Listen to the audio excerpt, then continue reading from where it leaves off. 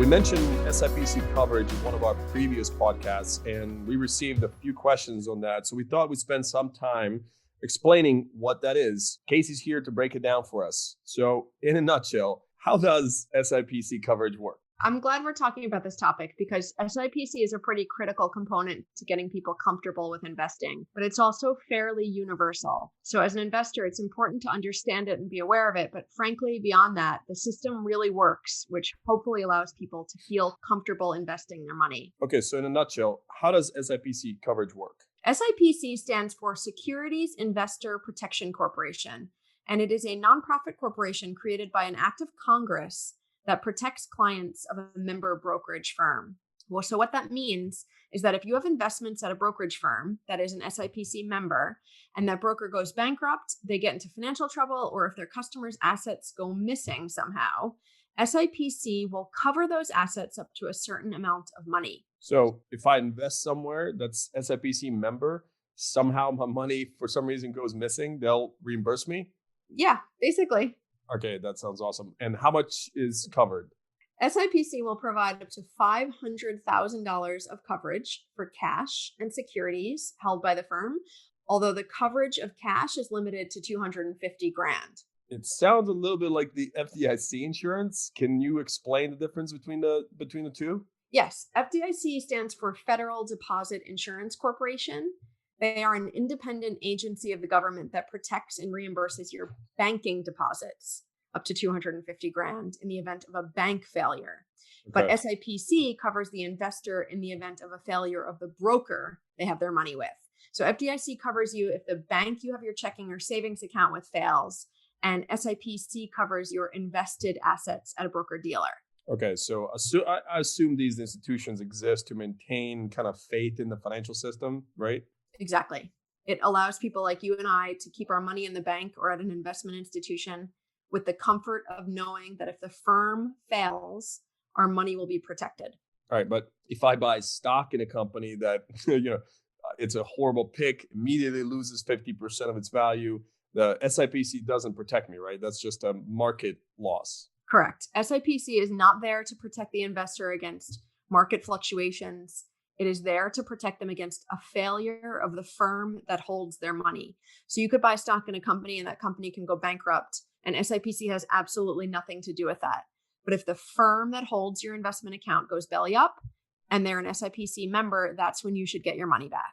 So just to be clear, SIPC does not protect individuals who are sold worthless securities. It does not help you if you get bad investment advice or if somebody recommends an inappropriate investment to you. It only helps you if the institution that holds your money gets into trouble or does something that makes your money disappear. What happens if you have more than $500,000 in investments? How do you protect yourself then? Your money is protected on a per account basis. So what that means is, let's say you have $500,000 in an individual account at Bank A, that would be protected up to $500K. If you have $500,000 in a joint account with your spouse, let's say at Bank A, that would also be protected up to $500K. If you also at that same bank have $500,000 in an IRA, that would be protected up to $500K. And then if you had all of those accounts at Bank B, named separate things, they would all also be protected up to $500,000. They're all protected up to the limit as long as they are in separate accounts. How much does this help us sleep at night? Well, in theory, this should help us sleep at night. But in reality, what really happens in the case when the SIPC has to step in, first they distribute assets to the account holders from the insolvent broker-dealer's assets. And then they come in to cover what is left.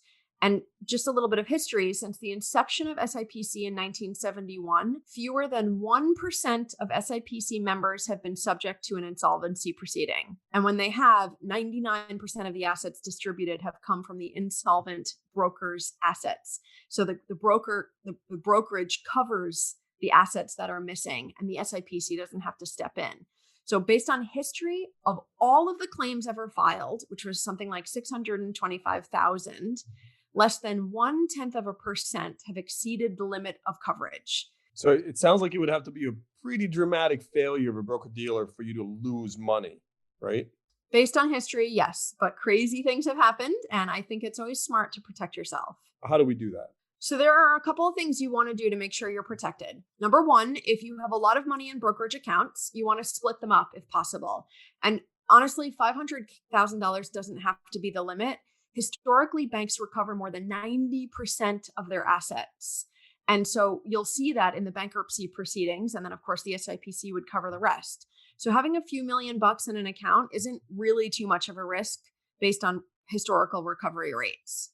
Number two, in the past, firms that do a lot of proprietary trading, so have people that are prop traders and trade the bank's money, they've typically been at greater risk of a bankruptcy or a failure. So you might want to steer clear of banks that are doing a lot of prop trading. Number three, investing in really complex securities or at a firm that does a lot of that, like a hedge fund, for example, that can potentially increase the risk of dubious business going on. And stuff like that makes it easier to hide stuff and therefore potentially, I guess, the risk of failure. So you want to stick to investments and firms that traffic in stocks and bonds and ETFs and mutual funds, stuff that's really regulated and makes it harder for anybody to cook the books. And then lastly, you want to keep really good records. So you should know how much money you have. You want to know where it is, trade confirms, statements, etc. Because in the case of a bankruptcy, you might have to produce those records. But overall, the vast majority of us probably will never encounter the SIPC in our investing lives. But it's always good practice to make sure wherever you are investing is a member of SIPC. It sounds like something that everybody should find out about. Casey is always very informative. Great advice. Thank you very much for the information today and being on here as always. Thanks so much. Thanks for tuning in to another episode of the More Than Money podcast. If you feel like you learned something or enjoyed this episode today, we ask you to do a few things. Number one, leave us a 5-star rating and a review on whatever platform you're listening to. If there's something you're struggling with and want us to cover, let us know in your review and we'll make sure to cover it soon. Second, make sure to follow Sqwire on social media and share this podcast with any workers, employees, or friends. This podcast is made possible by Sqwire, customized financial wellness program that will help you create a culture of care with happier and healthier employees day in and out. Whether you're a business owner, HR manager, or just someone trying to live your best life, Sqwire is for you. Head over to Sqwire.com to learn more about how Sqwire can transform your workforce. And that's SQWIRE.com.